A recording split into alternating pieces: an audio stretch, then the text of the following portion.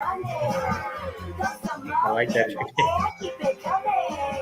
The best things in life are free, but you can give them to the birds and bees and me. That's what I want. That's what I want. That's what I want.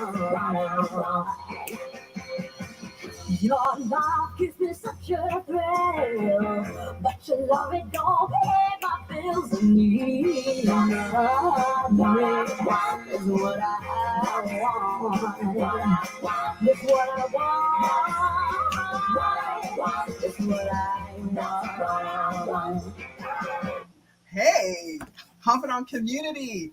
It's Wednesday. It's Jackie Porter, the financial confidant, and it's our special Ask Us Anything series today with our co-pilot, Jin. And as you know, we always use this live to make financial conversations accessible. And of course, today is no different. So today we're going to be focusing on profit. And I think this is unfortunately a topic not discussed enough in the community, even in our confidant community. And I think it's an important one because it matters a lot. If you're a business owner, you're self-employed, you're incorporated, it's really important to understand profitability. And I really want to discuss this in detail with Jin because I want to share how we help our clients identify profitability. Can't say the word today, Jin, in our clients' practices, just to help them identify it. And so we're going to discuss how financial planners work with business owners, incorporated businesses, and how we help them in terms of understanding those profitability and identifying profitability and having those conversations. And sometimes it's challenging if that's not something you're used to talking about. But before we get started, Jin's here. Welcome, Jin. I saw the moves. Thank you, Jackie. Do you recall that song, Money, That's What I Want? Because I get to be a DJ every single week on this show. And it's one of my joys, right, is to be a DJ and put on a completely different hat versus instead of being a financial planner. And I thought this would be a super fun one to bring out is Money, That's What I Want by Cheryl Kay. This is from Crazy Rich Asians. Did you remember this one? Not the songs, but I'm pretty sure I listened to it because I watched the movie. But Yeah. I love the song, yeah. Now, Confidant community, do you remember this movie, Crazy Rich Asians? And do you remember this song, Money, That's What I Want? Anyway, I was saying to our producer who helps us with the show and to Jin, you know what? I was searching and searching for songs about profitability or money that women sing. And you know what? There's not that many. What does that say, right? Like there's not that many songs that women sing around money. And I find that an interesting commentary on money and, you know, how women manifest that, right? So, but let's bring Jin in. Jin, welcome back. Loving the moves. Thank you. Let's talk about what profitability is. Can you talk a little bit more about that? Sure, yeah. And just before I get into more details about profitability, just wanted to add to what you said about how profitability is something that's not talked enough. Yeah. I think it's so true. And that's something we've seen working with the clients. And if you just look at the internet, you see a lot of marketing gurus, but you rarely see any profitability gurus, right? That just Sorry, say that again. You see a lot of marketing, but not very many. Not very many profitability gurus. You probably never That's really true. heard about profitability gurus, right? That's true. Yeah. Like, how can we not have profitability groups, women? Like, here's the thing. In doing my research for songs, I just kept thinking how fascinating that majority of the songs are sung by around money are sung by male rappers. Just so you know, confidant community, the majority of money songs and getting profit is all sung. Well, 90% of it is sung by male rappers. So what does that mean? Do we need to not sing around money if we want to impact our bottom line? Especially if you're saying, Jin, online, there's not even many groups talking about profitability. Why is this something that women aren't interested in? Confidant community, could you please post in the chat, why is it women aren't as concerned about making some cash and making bank as our dearest Beyonce or Rihanna would say, why are we not concerned about it? I'd love to know the reasons. Please feel free to post in the chat. But let's shed some light, Jen, to begin with, on what profitability Sure. Yeah. is and isn't. Sure. So profitability is basically, if you're looking at a definition wise, it's how much business generates in profit relative to revenue. So the Right. key term here is relative to revenue. While it's valuable to just look at dollar values of profit, it doesn't really tell us much if we're just looking at the dollar value, but it gives us a lot more information when we compare it against revenue. So, for example, $100 profit could mean very small amount of money, but if we're, let's say, looking at $100 profit generated $200 of revenue, that's pretty impressive, right? So Yeah, exactly. Profit generating $200 of revenue versus $100 profit generating $100 of revenue. exactly. So that's it's a lot more meaningful when we look at it relative to revenue, and also Got it. there are a lot of different ways profits are defined. There's a lot of different accounting terms, and we won't really get into too much details about that. That's correct. But just to give you an example, there is something called gross margin. You might have heard about it. That's basically how much profit you're generating after after deducting any cost related to producing the products. And there's also something called earnings before interest and taxes. Those are Yes, EBITDA. all EBITDA. exactly right. So all the earning minus all the expenses except for interest and taxes. So there's a lot of different ways to look at it.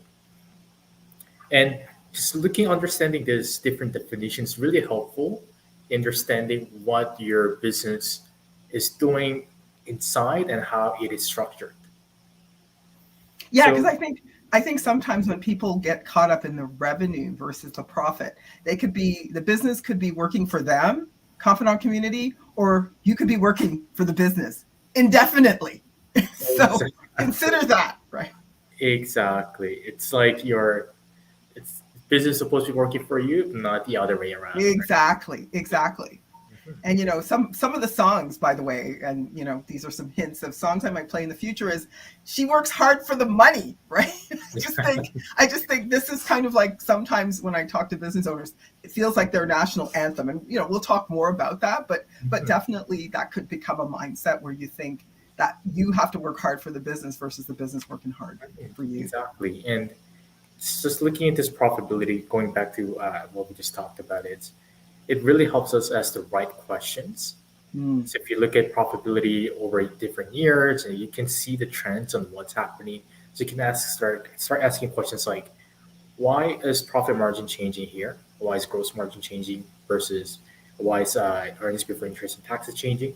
And those helps you ask questions like, why is this happening? Are raw material costs going up? So is there any expenses that's increasing that we're not really aware of? Maybe need to pay more attention, or is there any specific product that has higher margin than others that we should be focusing on? So those are all the helpful questions. Looking Okay, at but they need to understand. So having accessible conversations, again, as you said, it's all about knowing the questions to ask yourself or ask exactly. others, if that's maybe your accountant who's looking at your books, is getting familiar with some of this terminology, but that might not roll off your tongue. So let's kind of go back to what some of this terminology is. Let's start with the first one. So you Sure. said profit margin. Is that the Yep. first one? Gross margin, profit margin. Gross profit margin. Mhm. So And the the second one? second one depends on which level do you look into it, but there's also something called EBIT. So it's earnings before interest and tax. Okay. So basically, that's whatever you're earning, your business earning before any interest and tax. And this is a useful profit metrics just because your interest could fluctuate depending on how much debt you carry, what the interest rate is. So it doesn't really show you, if you subtract interest, it sort of dilutes the net income. It doesn't really show you a full picture of how the business itself is doing versus how it's being affected by interest rates and how much debt it has. And also, Exactly. So being familiar with your profit margin, your EBIT, these are things, just as people are getting ready. This is one of the reasons I wanted to do this live on profit, because it's a timely one. I know it's Women's Month, Confidant Community, in case any of you are calling me out on not talking about Women's Month. I think an important piece of information when it comes to helping women, especially as an advisor. We're advisors and we want to see all businesses, but in particular women, because I am biased and I'm going to put it out there because I really want to level the playing field because the playing field isn't level. So women understanding in particular how their numbers work, how to build more profit in their business is a way to impact society and a way to impact their bottom line. So they're not working harder, but their business is working for them. So these are definitely things I'm thinking about this Women's Month is how can I help our community build more solid businesses, grow their profit, take home more money, make more bank. I don't know if you heard in the beginning of this song, Money, Money, that there was a cash register going, ka-ching. We want to see that happen for more women business owners, for business owners overall. But in More particular, touches. it's Women's Month. And you're about to, if you're a business owner or just a regular taxpayer, file your income taxes. This is a great time to schedule that conversation, that profit conversation with your accountant. So these are really great points. Agree with everything you said. And then, as I said, confidant community. Ask yourself, I'm going actually to poll confidant community members now and say, when was the last time you had a deep dive in your profits? How many of you are familiar with some of the terms that Jin mentioned? How many of you understand and have spoken to your accountant about the EBIT or the gross profit margin? How many of you are aware of how your profit margins might have changed? Do you actually know as well what's impacting your profit margin and how these things might change over time?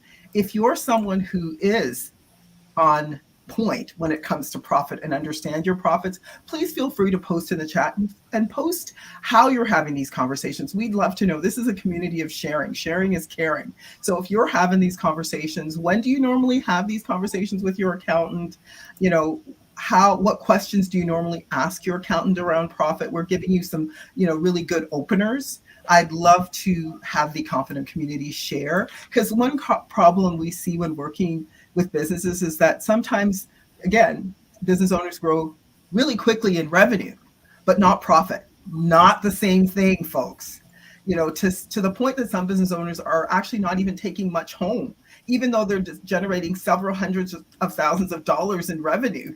They're not keeping any of that profit in that cash register, right, Jim? Yeah. So, higher revenue means nothing if you're not taking anything home, and the business won't sell for much if it's not profitable.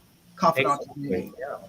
Yeah. And, another problem is that it's easy to feel like you're making a lot of money when you're generating a lot of revenue, even if you're not generating much profit. And if you're not having the right conversations with your team, your, finance team, that's just also, it might actually end up making you feel very demoralized. And it also could lead you to feeling like, my business is taking so much from me, but I'm not getting anything out of it.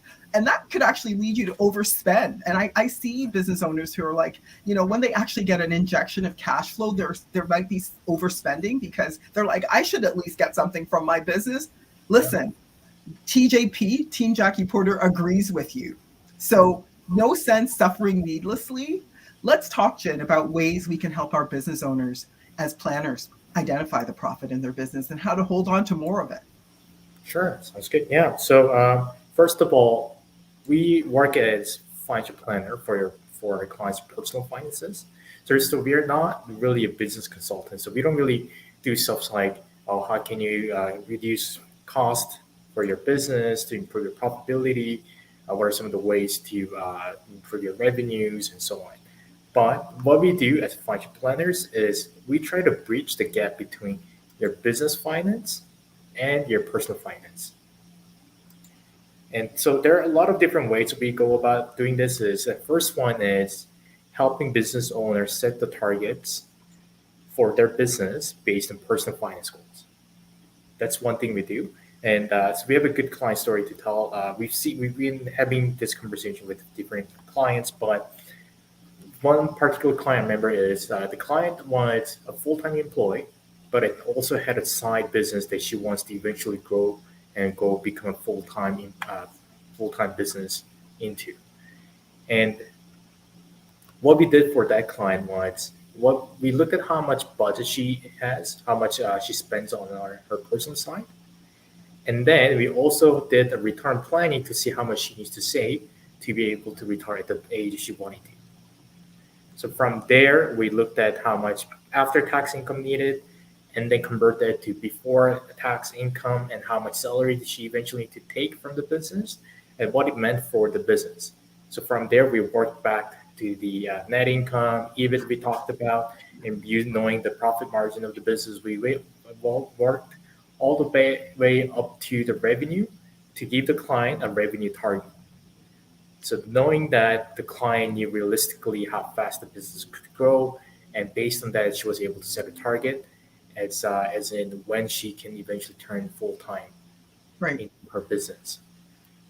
So that's one thing we do for our clients where we look at clients' ideas and turn into realistic goals and realistic actionable steps for the clients. Exactly. And those actionable steps is like how much how much, as you said, you need to earn from that business before it stops becoming a hobby.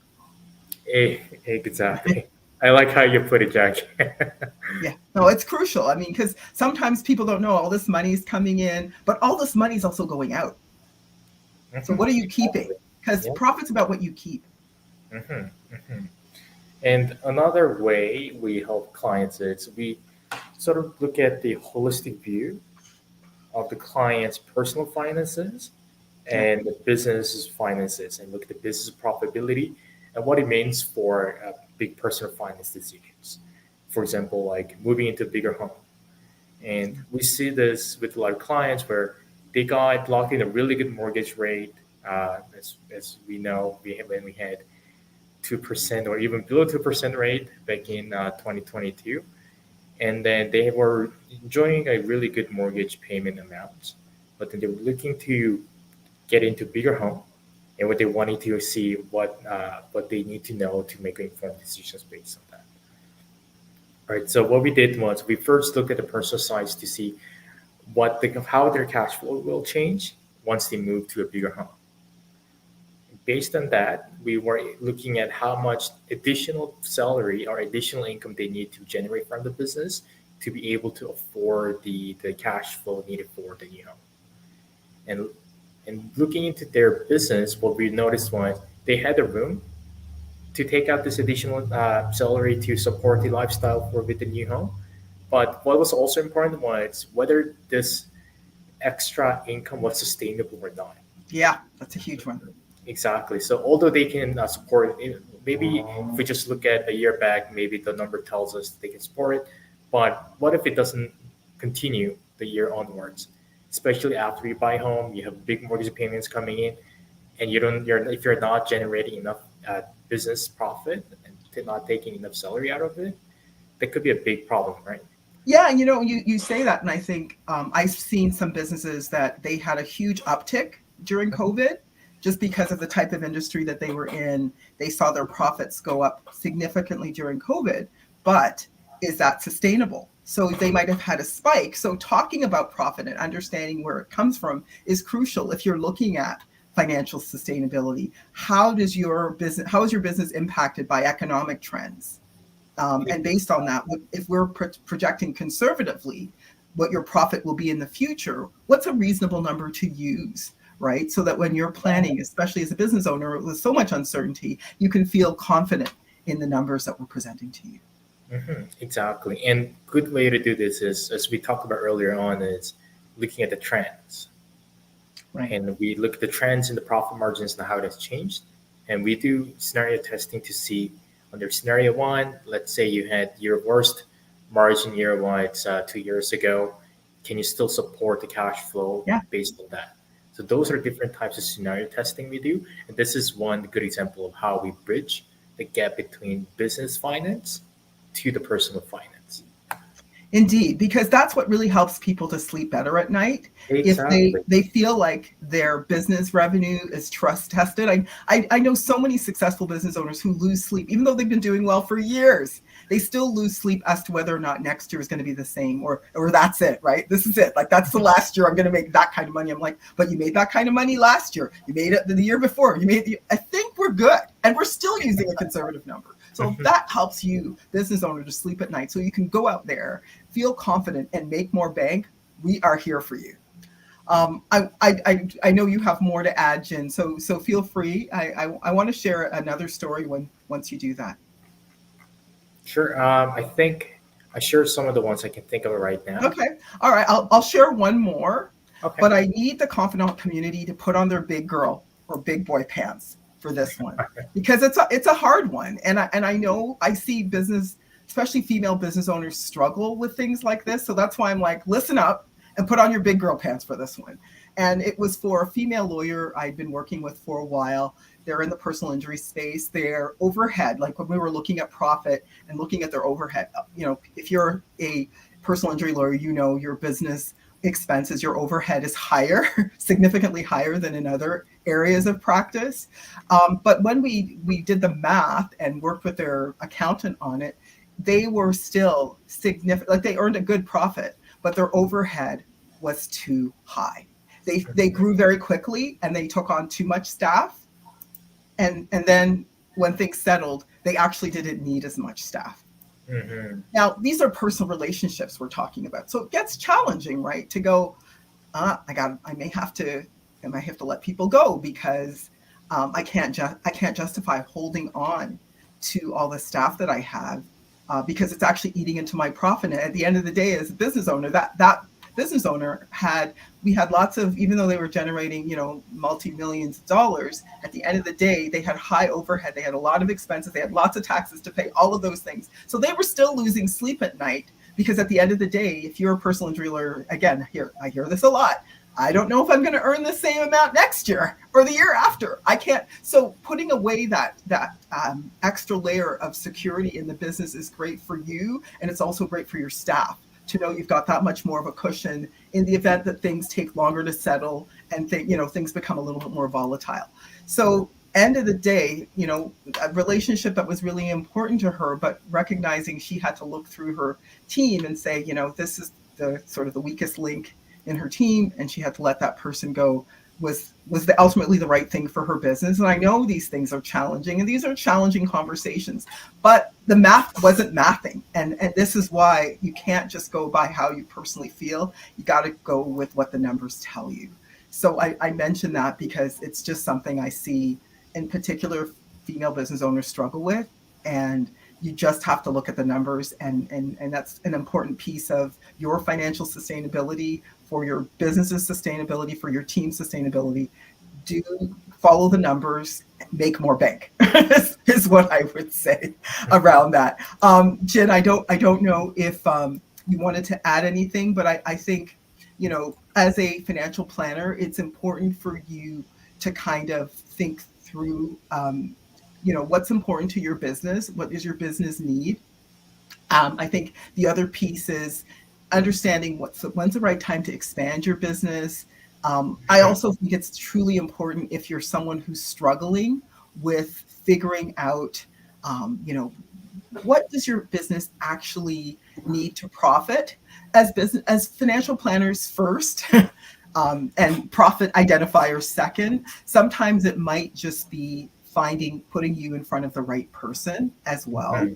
So we certainly don't have all the answers, and we don't pretend to. We think taking that team approach is important. So, I talked about putting on your big girl pants, looking, seeing where the numbers lead you. If you are someone who actually needs a financial coach, someone who, like maybe a fractional CEO, we had one particular scenario. We had a client who was looking to loan money from the business to expand. So she was going to loan the business money to expand because she had experienced higher revenue. But when we looked at the business, it had a very thin profit margin. And so even though the expansion could lead to a higher revenue, at the end of the day, it wasn't going to really add much to her bottom line. Remember, it's all about what you keep, not what you earn, right?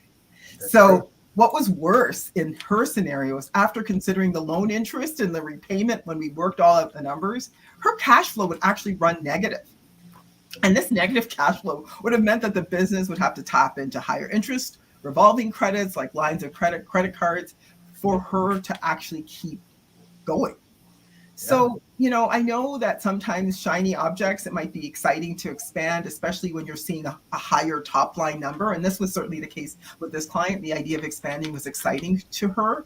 It really wasn't the right time to expand unless the client actually improved her profitability first. That's true. Remember, Yeah. always go where the numbers lead you.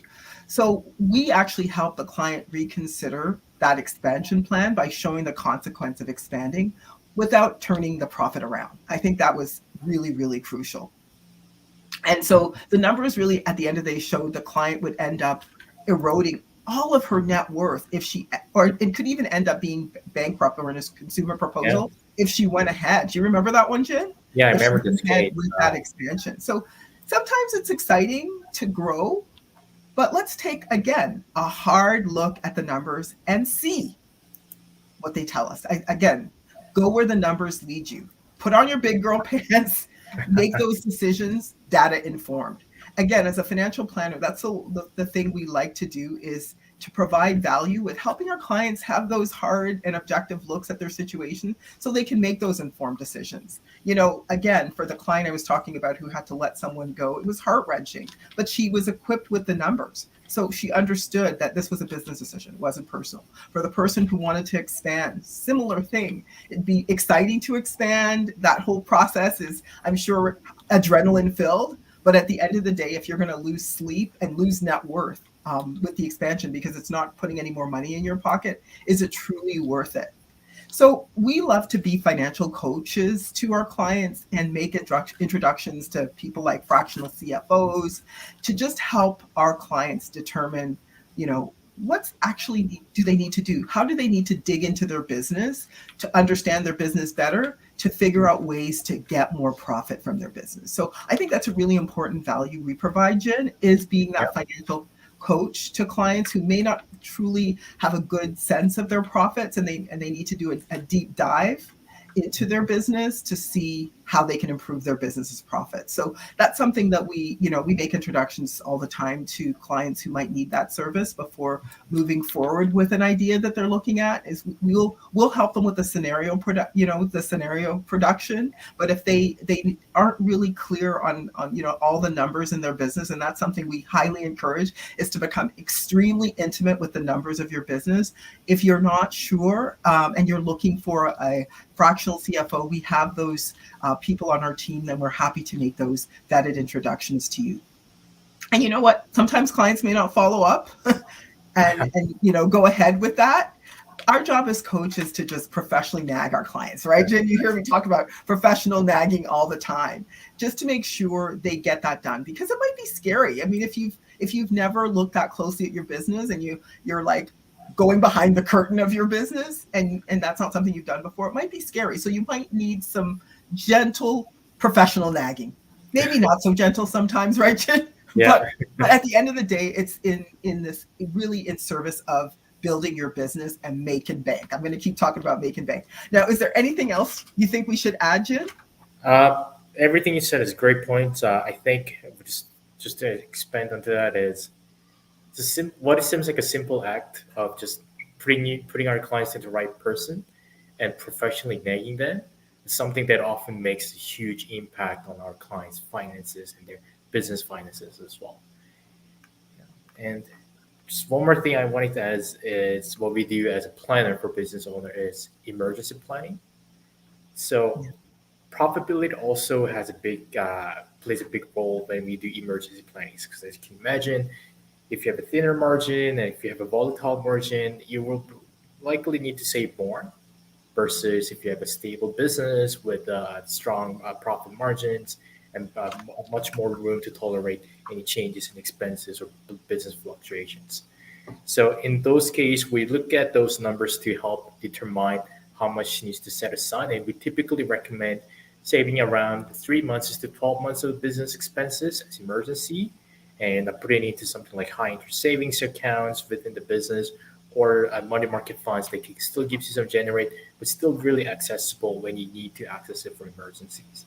Yeah, when the profit doesn't come in or the money doesn't come into the business when you expect it to, just like you need an emergency fund for your personal accounts, you need an emergency fund for your business as well. Because end of the day, especially depending on the industry you're in, you might need a bigger cushion. Or like if you're in the personal injury space, for example, where it might take months and months, sometimes years for a case to settle, you need a bigger pot of money than if you're in a business where cash flow is a lot more available. Money, people are paying their bills on a regular basis, and you have a little less worry about that. But the goal of whenever we work with our clients is to help them feel confident, have that peace of mind.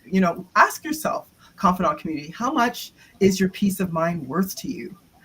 So I'd love, based on that, is to know how many of our business owners that we're talking to out there have a business emergency fund. I'd love to know even how much of an emergency fund. Is it 3 months? Is it 6 months? How did you come to that number? Have you spoken to anybody about that?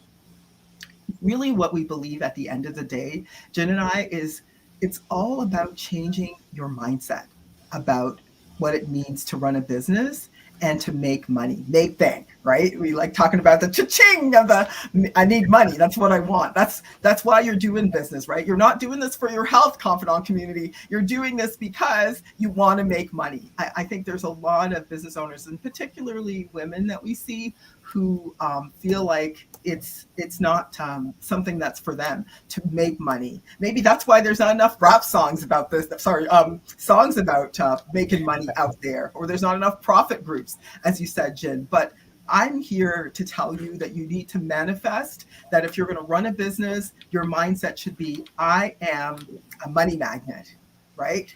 I'm here to make money. Let me follow the numbers and see where it leads me. But the goal is, if I don't make money, then it's not going to help you, the business owner. It's not going to help your team. It's not going to help your family. It's not going to help your community, folks. It's not going to have the impact that you want. Let's face it. There's still a small number of female business owners out there making, multi 7-figure businesses, right? So I'm here to change that. That's really my mission, is to see more 7-figure business owners, in particular female, because I'm biased. I'm just throwing it out there. So how many of you out there, Confidant community, want to be a 7-figure business owner? Hit us up. We'd love to hear from you. We'd love to hear how we can help you in service of that. So thank you so much, Confidant community, for tuning into this live. I would love to know some of your mantras, Confidant community, that get you in the right frame of mind to make money in your business. Feel free to share. Sharing is caring. This is our first live on profit, but we're going to have the whole month of March, it's Women's Month, dedicated to profit and how women can make more profit. So stay tuned. You got to check out the playlist. I can't wait to share the rest of the playlist with you. If you enjoyed this live and you know somebody who needs to think more seriously about their profit, share that too, because Sharon is Karen. To share this if you found this useful. Definitely check out next week's live. Check out this Sunday, because we'll have a summary of everything we shared today. So check that out as well. And remember to follow us, Confidant community, for the latest updates. Thanks for joining me for our live Ask Us Anything series, Jin. And we'll see you next month. And thanks for the jamming with me. All right. Take care, Confidant community. Take care.